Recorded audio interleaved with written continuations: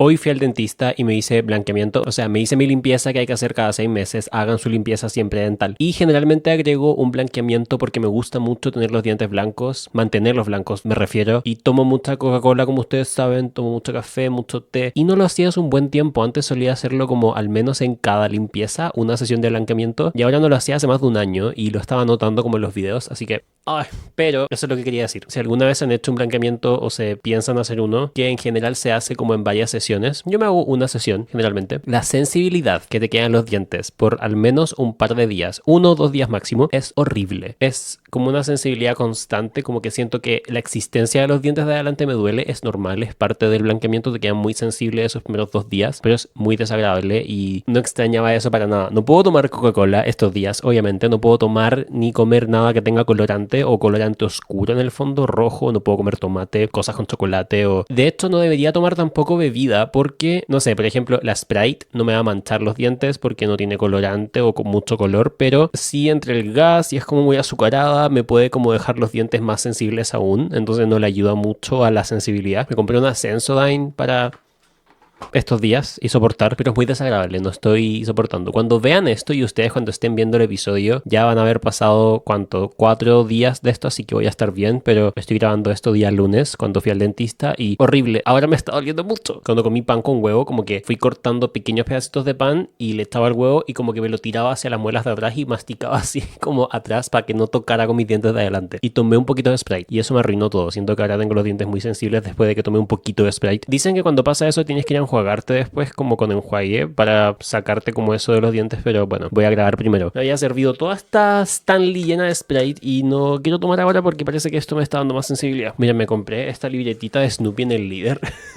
Es muy linda. Y voy a usarla para anotar los puntos que voy a ir diciendo en la cúpula siempre. Es como mi nueva libretita de grabación con un lápiz de Snoopy. Tuve un muy buen fin de semana. Fue un buen fin de... Partió todo con un viernes en la noche con lluvia que amé. Yo soy famosamente veranista porque me gusta mucho el verano. Me gusta tanto el verano. Me gusta tanto la playa, el agua, el mar, broncearme, usar poca ropa, los panoramas de verano. Me gusta tanto salir desabrigado de noche. Me gusta tanto el verano que soporto la parte mala que es como el calor extremo en Santiago, como lo soporto porque me gusta demasiado, pero igual aprecio y romantizo cosas del invierno, por ejemplo la lluvia. Amo la lluvia. Yo de hecho famosamente digo por la gente que ha dormido conmigo, Henry nunca va a dejar de burlarse de esto, yo duermo con sonidos de lluvia en la tele y si estoy en alguna parte lo pongo en el teléfono como sea, pero necesito ese ruido de fondo y yo elijo sonidos de lluvia. Y el viernes dormí con mi pololo y fue chistoso porque dijimos hoy no hay que poner el sonido de lluvia porque hay lluvia real y era lo suficientemente fuerte como para quedarme dormido con eso. Amo cuando uno tiene como uno de esos días o fines de semana donde todo sale bien, aunque son cosas pequeñas, como cosas simples de la vida. Como ya, el viernes originalmente teníamos como grandes panoramas de salir a carretear con Henry que había venido a Santiago, no funcionó nada, así que al final me fui donde mi pololo y dormimos y con el sonido lluvia de fondo y fue lo mejor. Ya el otro día, yo siempre con mi pololo amo al gimnasio porque generalmente me quedo en su casa días de fines de semana y yo tengo una cantidad específica de días en la semana que tengo que ir al gimnasio, que son 5. Entonces tengo que escoger cada semana cuáles son mis 2 días de descanso. Tú pensarías que uno lo hace el fin de semana, pero como estoy más ocupado en la semana, muchas veces termino saltándome 2 días en la semana del gimnasio y termino yendo el sábado y el domingo. Entonces estoy muy acostumbrado a que cuando me voy a quedar donde mi pololo, vamos a ir al gimnasio al otro día en la mañana, lo cual es bacán porque siento que nos motivamos el uno al otro, entrenamos bien parecido, tiene un gimnasio al lado de su casa, vamos caminando. Pero el sábado nos despertamos y me di cuenta que no era necesario porque esta semana sí había ido al gimnasio más veces y solamente me quedaba un día de gimnasio, así que podíamos ocupar el sábado como día de descanso y filo, iba el domingo. Y le dije eso y él me dijo como, obvio, faltemos, y fue como, ok,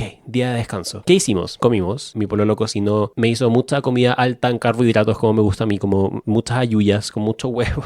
Luego, bueno, nos quedamos ahí en el departamento, cosas pasan y después fuimos al mall. En el mall comimos hamburguesas y a los combos de hamburguesa le agregamos alitas de pollo. Luego de eso me tomé un caramel macchiato con un shot extra de café con leche de soya Venti, que es mi pedido del Starbucks de fin de semana porque en la semana trato de consumir menos azúcar y como obviamente comía más de gimnasio, entonces me tomo un skinny vainilla, pero el fin de semana me tomo un caramel macchiato. Exquisito, estaba muy rico, lo disfruté demasiado. Es mi clásico luego de almorzar en el mall necesito un café porque o si no me quedo dormido. Ahí desperté y estaba muy parlanchín. Vitrineamos, vimos cosas. Ando buscando un topper para mi cama. Me acuerdo que fui a ver uno a Rosen Jakanon. ¿Alguno de ustedes tiene topper? Una amiga se compró uno en el Casideas y me dijo que le cambió la vida. Es como, perdón que me vaya del tema, pero una cosa es un cubre colchón, pero el topper es como más grueso y genuinamente te da como una capita de nube para la cama, como de hotel. Así que quiero mucho uno. Bueno, fuimos al mall, vitrineamos y luego volvimos al departamento. Y él originalmente tenía planes solo y yo me iba a ir a mi casa, pero sus planes se cancelaron, así que me quedé otro día más en su casa. Pedimos Papa John's, palitos de ajo, una pepperoni y vimos dónde están las rubias. Y nos acostamos como a las 2 de la mañana. Fue el sábado perfecto.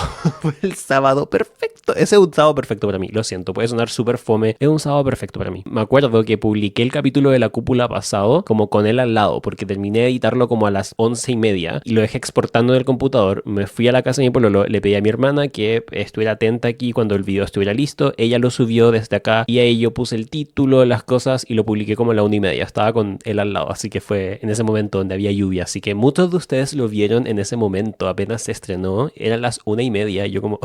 Los amo a todos. Bueno, y después el domingo de nuevo como que chancheamos, pero fuimos al gimnasio y después de eso fuimos al mall de nuevo porque él tenía que ir a buscar algo que había comprado por internet y yo pasé a comprar dulces para llevar a una once que tenía con amigas y me fui a la casa de mi amiga, la Dani, la del vlog. Con ella teníamos una once, la Dani, la alta morena que todos decían que es muy chistosa. Efectivamente, ella vive muy cerca de mi pololo, así que compré un Kuchen, una Coca Cero que todavía tengo aquí porque no puedo tomar y me fui a la casa de mi amiga, tomamos once y después jugamos bingo. Porque la Dani, mi amiga, se compró un bingo.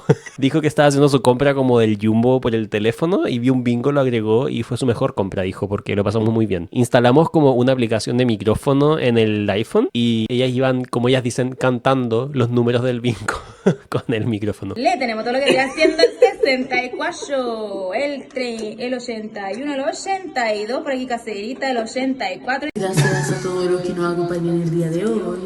Hoy día estamos jugando todo lo que vendría siendo el bingo.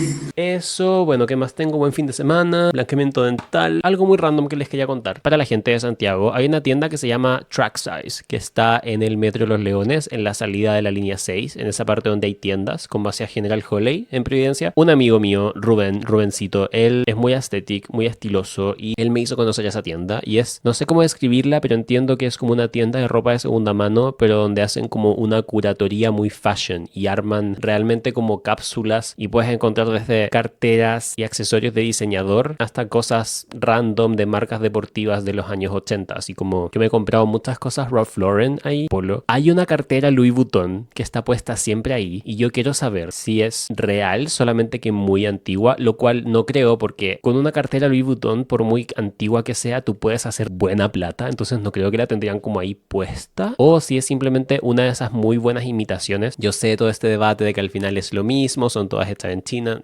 Según yo, eso no pasa con todas las marcas. Hay marcas de diseñador que sí son hechas en Europa. Pero bueno, podría ser una muy buena imitación, solamente que venden un poco más barata, pero no he visto el precio. La próxima vez que vaya voy a ver el precio. Si cuesta 30, 40 lucas, es claramente falsa e incluso quizás falsa de segunda mano. Pero claro, si dice 300 lucas, o es una falsa nueva, o es una real solamente que muy antigua, pero las reales las venden usadas siempre arriba de un palo, como, no sé, es la Neverfull. Debo decir que es mi sueño desde chico. Yo sé que no hablo de esas cosas en mi contenido, pero como hago este update personal, yo amo la moda, amo la decoración, amo las cosas lujosas y realmente siento que es súper válido, es como una forma de coleccionar piezas que pueden ser consideradas arte. A mí me gusta mucho, tengo muchos libros de diseñadores y con ilustraciones de moda y yo creo que es imposible, sobre todo para los que somos, no sé, de los 90 y nos criamos como con la cultura pop de los principios de los 2000, es imposible que no soñemos alguna vez con tener algo Louis Vuitton, por más que después sea como trillado el diseño. Las encuentro tan lindas. Honestamente, esta,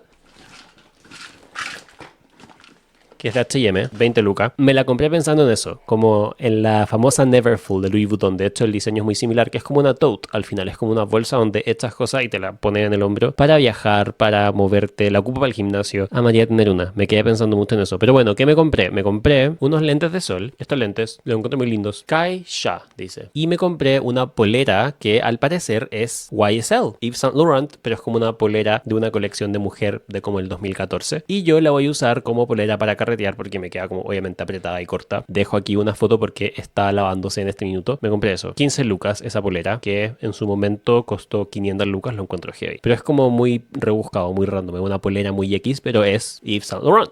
Es YSL. Me encanta esa tienda. Yo la recomiendo mucho siempre porque puedes tener piezas súper únicas que después los demás no tienen cuando te compras cosas de segunda mano. Y barato, muy barato. Bueno, y quiero terminar mi update personal diciendo que acabo de ver este TikTok de Javi Cataldo. Lo acabo de ver, lo voy a poner aquí. No sé si a ustedes les pasa esto, pero por lejos mi relación parasocial más fuerte es con los podcasts. Me siento demasiado acompañada. Yo escucho podcasts y, por ejemplo, ahora estoy escuchando a Nicole Angos de La Cúpula y me encanta porque al principio cuenta como un poco de su vida. Yo siento como yo podría ser su amiga y siento demasiado relación parasocial. Javi, muchas gracias por escuchar el podcast y por como básicamente promocionarlo en este TikTok y contarle a la gente que lo escuchas. Y sí, saben que yo tenía miedo de hacer este update personal al principio porque decía a quién le interesa, y hay personas a veces que no son tan como seguidores míos que ven mis videos en YouTube y se nota que es como primer video que ven porque comentan como hablas tanto al principio como empieza el episodio. Pero yo sé que muchos de ustedes que están suscritos quieren este update personal y es muy bacán porque yo quería hacerlo pero me daba mucho miedo como que no les interesara. Así que qué entretenido. Bueno, ese fue el update personal de este episodio. Muchas gracias por escucharme.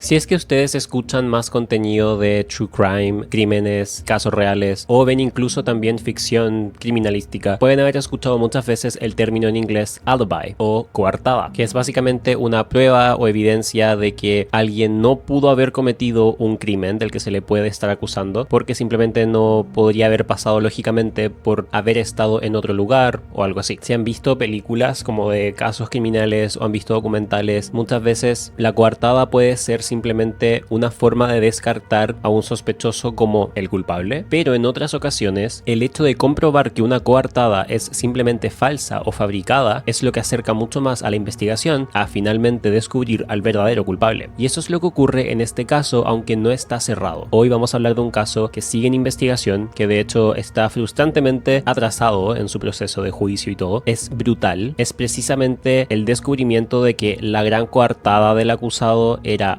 falsa y fabricada y planeada, lo que nos hace a todos básicamente saber con 99,9% de probabilidad que el acusado es el culpable. Y estoy hablando del caso de Natalie McNally, una mujer de 32 años con 15 semanas de embarazo que fue desvivida en su casa el año 2022. Un caso donde el principal sospechoso y acusado era quien fuera su novio en esa época, Stephen McCullough. Él hacía contenido en internet, era streamer, youtuber, y esto se conecta directamente con esta supuesta coartada que él tenía. ¿Quiénes eran ellos dos antes de todo esto? ¿Por qué era conocida Natalie? ¿Cómo la recuerdan sus círculos, sus amigos, familia? ¿Cómo recuerdan a Stephen, el círculo de él? ¿Habían sospechas de algo? ¿En qué está el juicio? Hablemos de todo esto en este episodio de La Cúpula. Pero antes no olviden estar suscritos al canal, no olviden que muchos de ustedes ven los videos pero no están suscritos, así que suscríbanse y activen la campanita de notificaciones para que les avise YouTube cuando yo suba video nuevo. Ya estamos a 30k de los 100k. Apenas llega a los 100k, al mes después me llega la plaquita y la vamos a poner por ahí en alguna parte. No sé si aguanten la pared, no sé si va a ser muy pesado o no, pero por ahí va a estar atrás. Va a ser muy emocionante. Y no olviden dejarme un like, comentar, compartir, todo eso le ayuda mucho al canal. Y bueno, dicho todo esto, vamos con este desgarrador caso, el caso de Natalie McNally.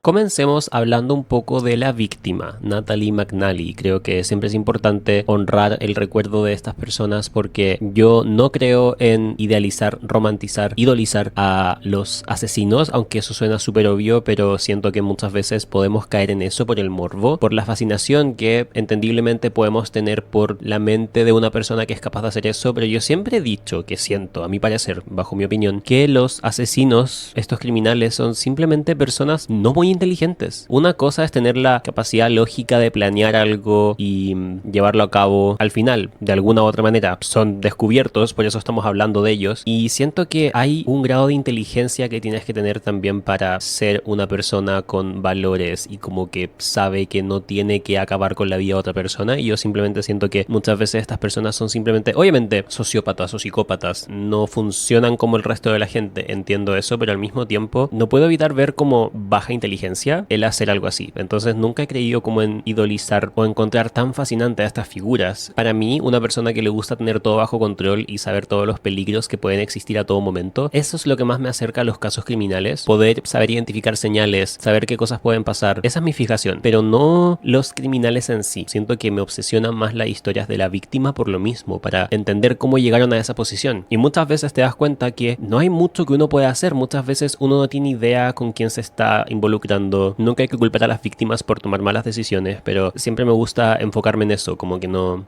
creo que son bacanes los asesinos, por más inteligentes que parezcan ser por sus planes. Así que quiero partir hablando de Natalie, la víctima de este caso. Natalie era muy querida y admirada en su entorno. Su familia la describió como una mujer amable, generosa e intensamente independiente. Desde niña, Natalie demostró una personalidad alegre y cariñosa. Su mejor amiga de la infancia, Jane Doran, escribió una carta muy emotiva, una carta abierta luego del asesinato. Ella recordaba cómo cuando pequeñas se unieron por el gran amor que le tenían a los animales y sus personalidades igual de alocadas. Ella destacaba que a Natalie le encantaba bailar, hacer juegos tontos, vestir la ropa más linda y hacer reír a todo el mundo a su alrededor. Enfatizó harto en la carta cómo es que amaba demasiado a su familia, muy apegada a sus padres y 3 hermanos, y cómo ellos eran todo para ella y ella era todo para ellos. También en la carta dice que incluso ya de adultas, a pesar de que habían tomado caminos y rumbos distintos, nunca se perdió el cariño mutuo, y menciona también cómo Natalie había logrado este camino lleno de felicidades, alegrías y éxitos. Y esto iba a mejorar aún más con la llegada de su bebé en camino. Resaltaba mucho cómo era muy positiva, nunca se quejaba y siempre estaba viendo todo de manera muy optimista, sonriente, llena de vida, y siento que en sus fotos se ve. Es como esas personas que sonríen muy fuerte y en todas las fotos sale así. Una amiga comentó: deseo que el responsable sea atormentado por el rostro de Natalie y la vida feliz y hermosa que ella tenía. Esto me recuerda a algo. ¿Se acuerdan de un caso del que hablamos hace varios meses de 4 compañeros de universidad que fueron asesinados en su casa compartida? Bueno, finalmente el que estaba siendo acusado fue declarado culpable, ya fue condenado, varias cadenas perpetuas y etcétera. Muy buena noticia. Y me gustó mucho un discurso o testimonio que dio una de las amigas o hermanas de una de las víctimas en el juicio, en el tribunal, frente a él, mirándolo cara a cara. Y en este discurso ella menciona muchas cosas sobre él, como que lo investigó y le dice como: sé que tuviste una carrera de rapero frustrada. Como que investigó y se dio cuenta que él había subido como canciones a SoundCloud en algún momento y había intentado como hacer música. Sé que no lograste destacar en esto, esto y esto. Al final no eres alguien inteligente ni con una mente fascinante. Algo así le dijo, como eres promedio.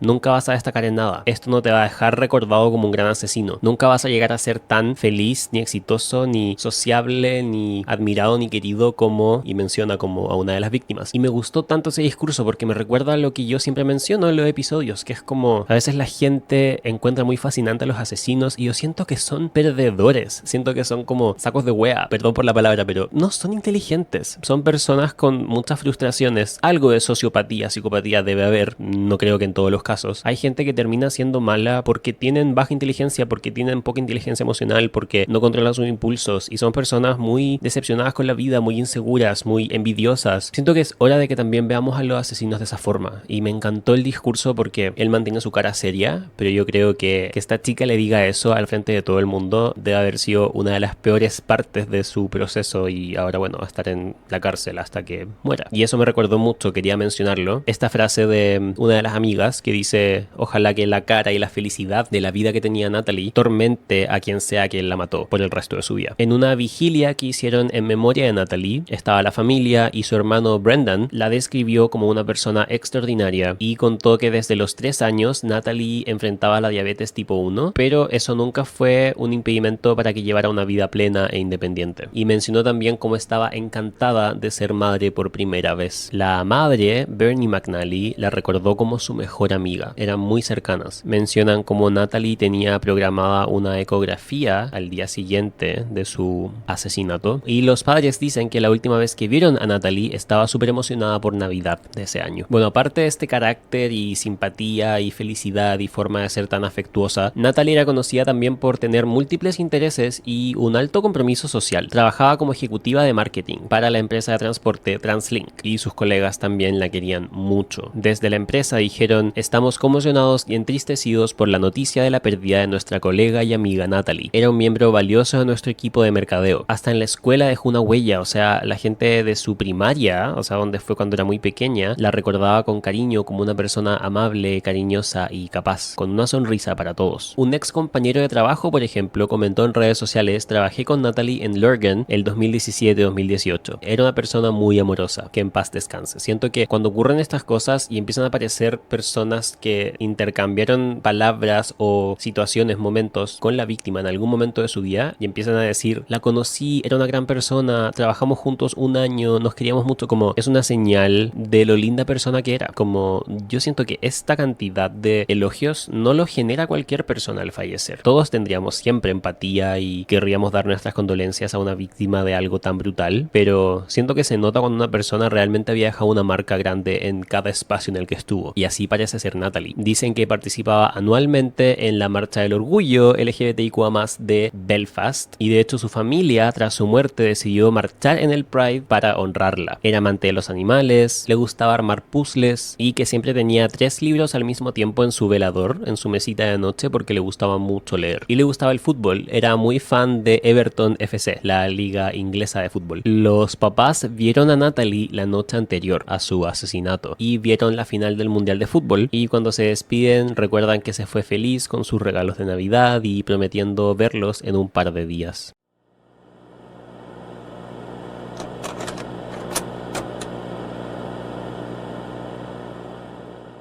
Bueno, hablemos de Stephen McCulloch, quien es el acusado y pareja de Natalie. Él era conocido en redes sociales en Irlanda del Norte, tenía 37.000 seguidores en su canal de YouTube y hacía streams también. Era muy aficionado a la ciencia ficción y toda la cultura geek. En su canal se dedicaba a reseñar juguetes para niños y comentaba series como por ejemplo Doctor Who. Solía disfrazarse del protagonista de esa serie y también de otros personajes de películas de ciencia ficción, así que hacía un poco de cosplay, hacía reseñas de series y tenía esta comunidad en YouTube de 37.000 personas. Stephen nació el año 90, tenía 32 años al momento del crimen y creció en Lisburn, Irlanda del Norte. En sus perfiles de redes sociales, él afirmaba haber trabajado como editor digital en el periódico Belfast Telegraph, uno de los principales diarios de Irlanda del Norte. La empresa confirmó posteriormente sí que era un asistente de audiencia a tiempo parcial en su plantilla, que no es lo mismo, no es el mismo cargo, pero efectivamente había trabajado ahí. En una biografía, él menciona que sufría una enfermedad ocular que lo llevó a someterse a trasplantes de córnea en la década del 2010. Bueno, posterior al asesinato de su novia, cuando todavía no era considerado un sospechoso, el 31 de diciembre del 2022 tuiteó: el 2022 fue el peor año de mi vida. Ahí cabe señalar que hay conocidos de Stephen que dicen que él también estaba contando con la simpatía de la gente en su círculo porque al parecer había perdido a sus padres hace un tiempo, entonces no era solamente por lo de Natalie que habría tuiteado esto.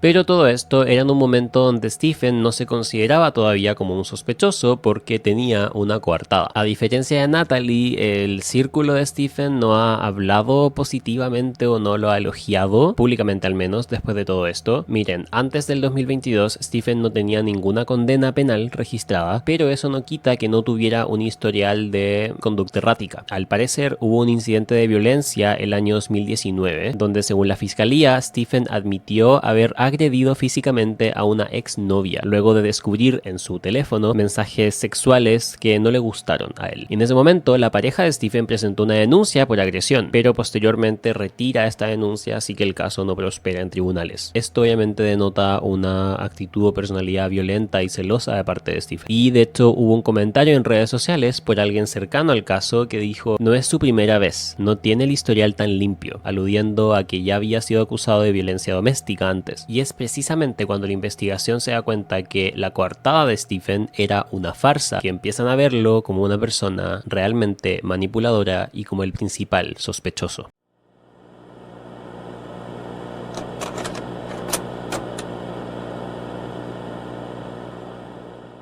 Bueno, la relación de Stephen y Natalie había comenzado ese mismo año, el 2022. Según la investigación, empiezan a salir en agosto del 2022 y ya para fines de año llevaban 4 meses de relación, pero se estaban formalizando las cosas muy rápido, estaban avanzando bien rápido. Natalie quedó embarazada y la pareja estaba muy ilusionada con su primer hijo. En diciembre del 2022, Natalie tenía ya 15 semanas de embarazo y planeaban ponerle a este bebé el nombre Dean. Miren, las fuentes se refieren a Stephen como la pareja oficialmente de Natalie y como su compañero sentimental, así que a ese es el nivel que se sabe qué tan seria era la relación, pero claro, estaban juntos y estaban esperando un bebé, pero se conocían hace 4 meses. Stephen era aceptado en el círculo familiar como el papá del bebé. Natalie estaba muy emocionada por el embarazo, pero es importante señalar que no vivían juntos. Natalie vivía en Silverwood Green, Lurgan, en un apartamento de ella, y Stephen vivía en Woodland Gardens, Lisburn, a cierta distancia de Natalie. Igual se visitaban con frecuencia. El día del crimen, el 18 de diciembre, Natalie pasó la tarde con sus papás, como les mencionaba. Se venía la Navidad, así que se intercambiaron regalos y hay pruebas de mensajes de texto entre Natalie y Stephen esa tarde y estaba todo bien. Ese día ella le dio like, como respondió con un corazón, a un mensaje de Stephen donde él le decía que iba a hacer un live stream o iba a streamear jugando. Y cuando Natalie llega a su casa, como a las 6 de la tarde, Stephen le dice por mensaje, ok,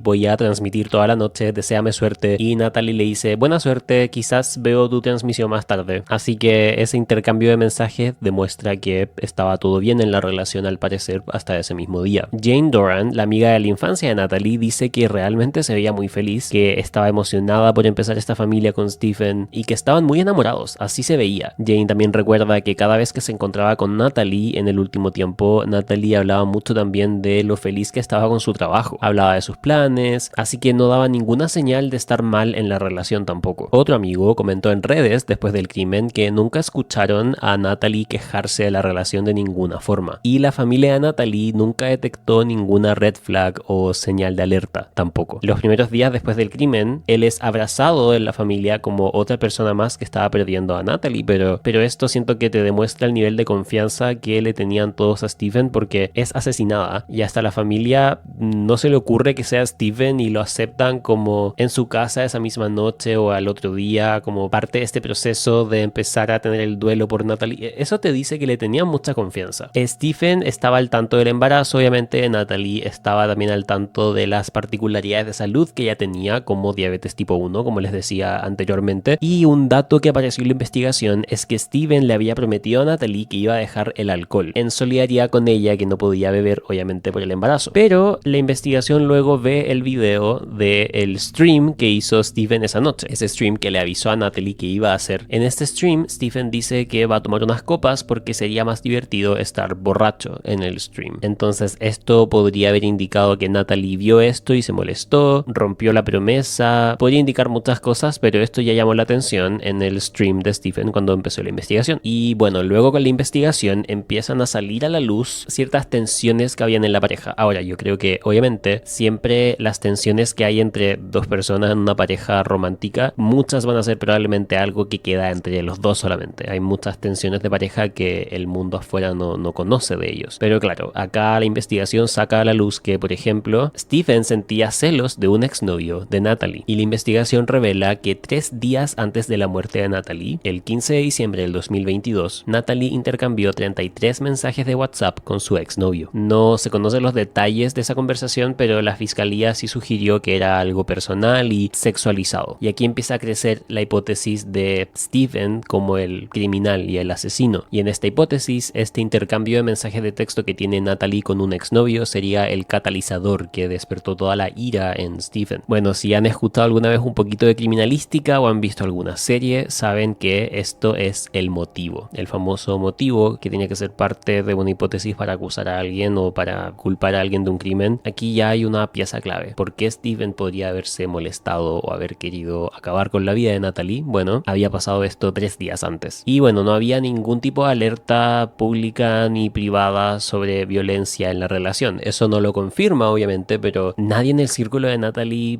le tenía desconfianza a Stephen de ninguna manera y no había nada registrado tampoco como llamadas a emergencias o algo así. No como si había pasado con Stephen y una expareja, como mencionábamos en la sección anterior. Había una denuncia de Stephen con una expareja por violencia doméstica, pero con Natalie no. Cuando aún no se creía que Steven era culpable, la hipótesis principal es que la persona que atacó a Natalie era alguien de confianza porque no había señales de forcejeo en la casa, así que sea quien sea que entró, le abrieron la puerta. Así que en la siguiente sección hablemos un poco más de cuál fue el crimen, cómo ocurrió, cómo se descubre y la investigación, porque aquí es donde se dan cuenta que por un gran detalle, Steven sí puede haber sido el asesino.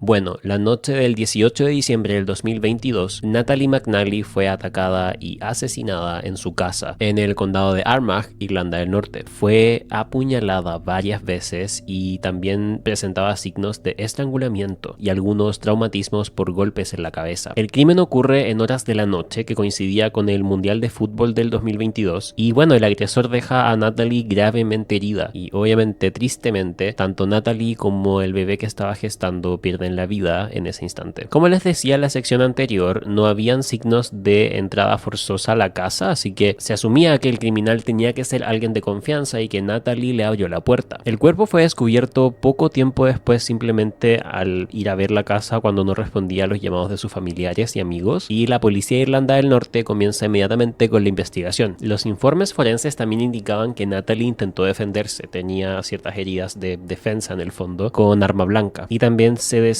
que el ataque tiene que haber sido entre las 8 y 11 de la noche. Bueno, Steven por su parte dice que esa noche él estaba en su casa, Natalie estaba en la suya, recuerden que vivían separados y a un poquito de distancia, y su coartada es que estaba haciendo un stream jugando GTA. En un comienzo la policía le cree porque pueden ver el stream que se hizo a esa hora, así que su coartada sirve y no es acusado ni un sospechoso aún. Al día siguiente del asesinato, el 19 de diciembre, la policía toma a Steven, lo lleva a la comisaría y lo interrogan de todas maneras, ya que era la pareja, el papá del hijo que estaba por nacer, y aquí es cuando Steven es liberado porque se acepta esta coartada. Ya a finales de mes y de año, y ya en enero del 2023, empieza a avanzar la investigación y comienzan las primeras sospechas. Se recopilan imágenes de cámara de seguridad, se hacen cientos de entrevistas o interrogaciones puerta a puerta, y es el 7 de enero del 2023 cuando la policía difunde estas imágenes de cámara de seguridad que muestran a un hombre llegando a la calle de Natalie y retirándose unos 40 minutos después. Este hombre parecía usar guantes en este video y el rostro cubierto.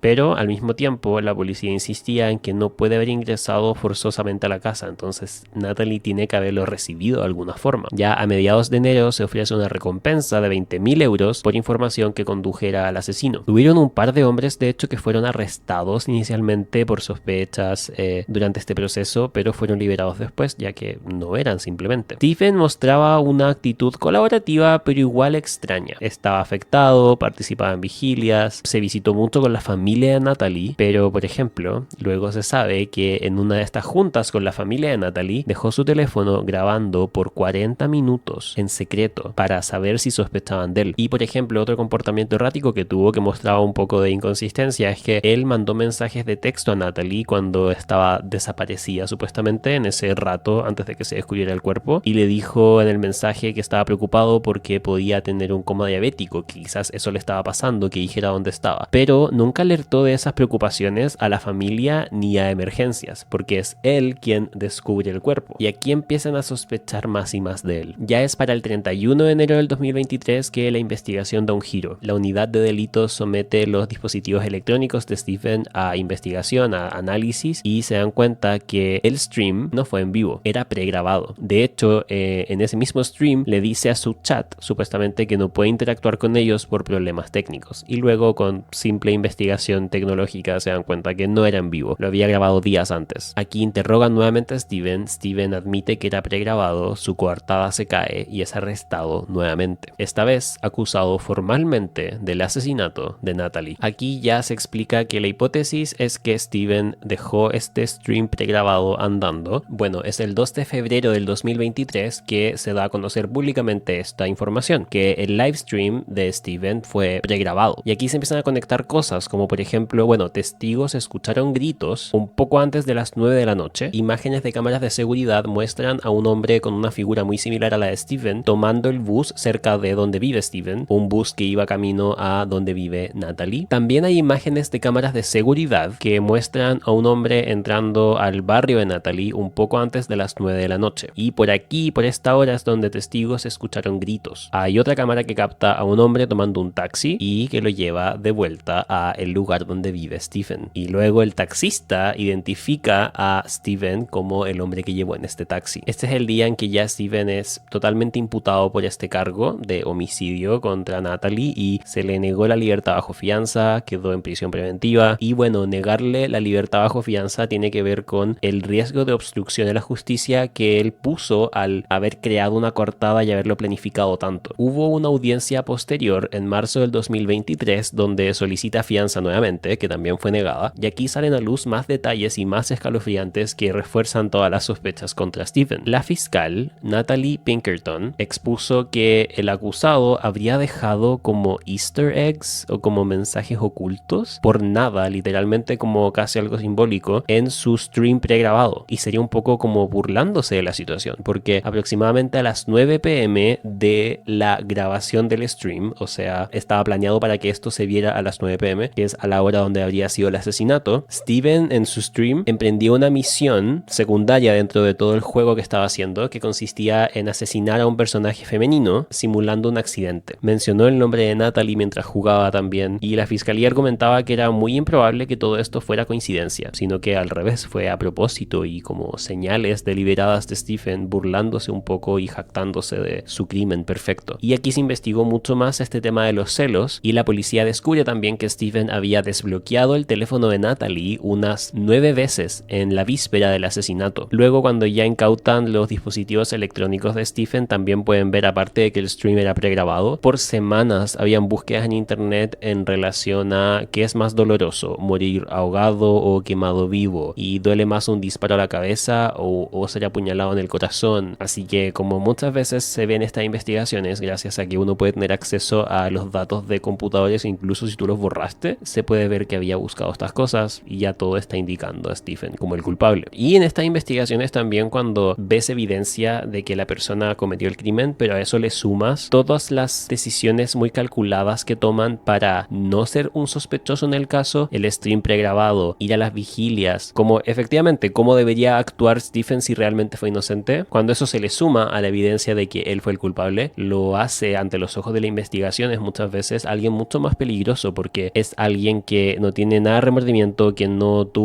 no sé, algún problema de salud mental y no controló un impulso. Es una persona que deliberadamente planeó todo de una manera tan fría y pueden actuar de esa forma, se pueden actuar como que están tristes porque perdieron a esta persona y hacerlo frente a la familia, ir a las vigilias, imagínense, como es un nivel como de sociopatía, psicopatía muy, muy grande. Bueno, aquí comienza todo este proceso judicial acusando oficialmente a Stephen como el culpable del homicidio de Natalie. Pero ¿en qué está el caso ahora? Bueno, el juicio aún no empieza y es algo que de hecho tiene a toda la gente que está siguiendo el caso, el círculo cercano de Natalie, los mismos equipos legales, a todos muy frustrados porque se ha retrasado muchas veces el juicio oral. Stephen sigue en prisión preventiva, él reitera que no es culpable, en cada instancia judicial que tiene lo repite nuevamente, hasta ahora eso no ha cambiado y la preparación del juicio ha tenido muchos retrasos, o sea, inicialmente se esperaba que el juicio empezara el 2024, pero dificultades en la recopilación de evidencia y los peritajes, todo esto por parte de la defensa de Stephen y también la gran cantidad de pruebas que hay que analizar han ido postergando este juicio. Había uno para septiembre del 2024, se aplazó, uno para mayo del 2025 que se canceló también porque no estaban listas todas las pericias necesarias y el juez ya ha demostrado su frustración por la demora extrema que ha tenido el equipo de la defensa para tener todo su material listo en el fondo y el caso ya fue declarado como prioritario y se fijó en junio de este año, se fijó ya el inicio del juicio para el 3 de noviembre específicamente del 2025 de este año. Se estima que este debate oral puede que dure entre un mes a 6 semanas por la cantidad de evidencia que hay que analizar y el juez dejó claro que no va a haber más aplazamientos y que todas las partes tienen que llegar preparadas a esta fecha y dijo que este caso es tan prioritario como un caso puede ser en el sistema judicial. Es distinto, me daba cuenta investigando este caso, hablar de un caso que está pronto a entrar en juicio todavía porque, por ejemplo, cuando hablamos de Karen Reed, hace unos meses estaba a punto de terminar el juicio y a punto de darse la deliberación final, y de hecho fue un par de semanas después del episodio simplemente que se declaró a Karen Reed como inocente, y yo de hecho fui a dejar ese comentario al video. El caso de los compañeros de universidad que fueron asesinados en su dorm, ese episodio lo subí el año pasado y creo que la semana pasada se declaró culpable ya oficialmente al tipo, pero cuando hice el episodio era todavía el acusado. Y acá es lo mismo, o sea, acá ni siquiera ha empezado el juicio, pero es tan claro que fue él. O sea, ¿puedo asegurarlo yo? No, legalmente no estoy diciendo yo asegurando lo que es él, no es como que alguien de Irlanda va a ver esto, pero importante decirlo, pero la evidencia es clara. Pero imagínense la frustración para la familia de Natalie estar esperando que empiece este proceso donde no sabes si la decisión final va a ser buena o no. Tanto caso que hay donde la deliberación final declara inocente a la persona cuando es obvio que fue culpable, o la sentencia no es suficiente. Entonces ya de partida entrar al juicio, por más que se vea muy seguro que Stephen es el culpable y haya mucha evidencia, igual es muy cansador emocionalmente, siento yo, para la familia de Natalie. Van a tener que declarar probablemente, van a tener que verle la cara a Stephen, no van a poder cerrar esta historia hasta que esté condenado y cumpliendo su condena. Entonces que se aplace el juicio debe ser muy estresante. Y el caso me hizo pensar en dos cosas. Uno, en, claro, las relaciones que empiezan muy rápido. Es muy complicado porque yo siempre digo acá en el podcast que una cosa que me gusta, no lo digo de forma morbosa, pero que me gusta de hablar de crímenes o escuchar de crímenes, leer sobre crímenes, aprender de crímenes, es crímenes reales, conocer los peligros que hay afuera en el mundo, en la vida, como ver los patrones de ciertas personas, y eso te da más información para prepararte mejor y cuidarte, pero igual nunca nada te va a cuidar al 100%. Uno siempre va a estar expuesto a una pequeña probabilidad de que te pase algo. No hay una forma de alcanzar la perfección en ese sentido y que nunca uno pase por algo malo, pero uno sí puede ver red flags, uno sí puede aprender de las experiencias de otros e ir acumulando esa información, absorbiéndola y como aplicándola en tu vida. Yo siento que desde que hago el podcast, por ejemplo, y consumo un crimen distinto a la semana, me he vuelto mucho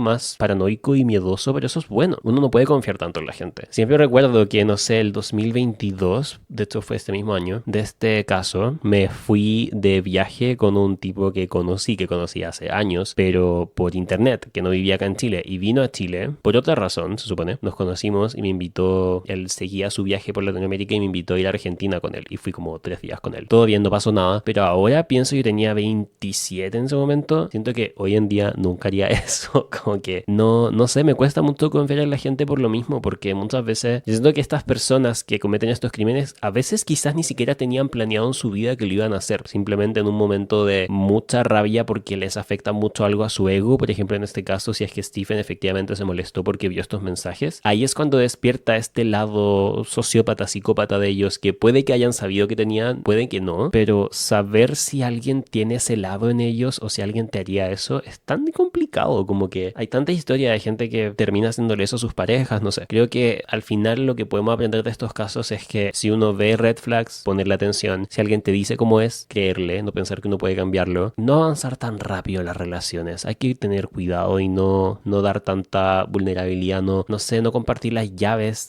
tan pronto. Yo me acuerdo que en mi relación anterior, mi pololo me pasó llaves de su departamento, pero cuando llevábamos mucho tiempo y nos conocíamos hace mucho tiempo. No sé, en ese sentido, como siempre que hay una parte de ti que desconfía un poco de la gente. Hay personas que quizás sienten que eso es algo negativo porque te hace pasar por la vida como sin poder confiar plenamente, pero creo que es mejor cuidarse y tener siempre un poquito de paranoia o miedo como o cuidado. Pero también no podemos decir, por ejemplo, que Natalie vio red flags. O sea, al parecer, por lo que sabemos, los testimonios de sus amigos cercanos, su familia, Natalie estaba feliz y parecía ser una pareja súper feliz. Entonces tampoco es como que podemos echarle la culpa a la víctima y asumir que habían red flags que ella ignoró. Pero yo diría que ese instinto que uno tiene, esa cosa del estómago, de la guata, es real. Al menos yo siento que sí. Muchas personas que han sobrevivido a ataques dicen eso. Es algo que de hecho se estudia en criminalística, como que se cree que el ser humano tiene eso, que hay gente que lo podrá analizar como algo espiritual, hay gente que lo podrá explicar como algo más psicológico, corporal, pero que el cuerpo te avisa cuando por alguna razón tú sabes que no deberías estar en cierto lugar, que no deberías estar hablando con cierta persona, y siento que hay que seguir ese instinto siempre. Pero tampoco sabemos si Natalie tuvo ese instinto. O sea, Natalie estaba en su casa y Stephen fue a su casa a atacarla, pero no sé, quizás en la relación ella empezó a tener a veces un sexto sentido de como Stephen es violento, Stephen es muy celoso, Stephen de repente cambia de una personalidad a otra. Hay que tener cuidado. Siempre les voy a dar ese mensaje. coraje, cuídense, no confíen tan fácil. Y bueno, solamente espero que este juicio pueda empezar en noviembre de este año y que haya justicia para Natalie, para que su familia y círculo puedan tener ese duelo y cerrar este episodio. Bueno, gente, muchas gracias por ver o escuchar este episodio de La Cúpula. Voy a tratar de mantenerlos actualizados sobre este caso.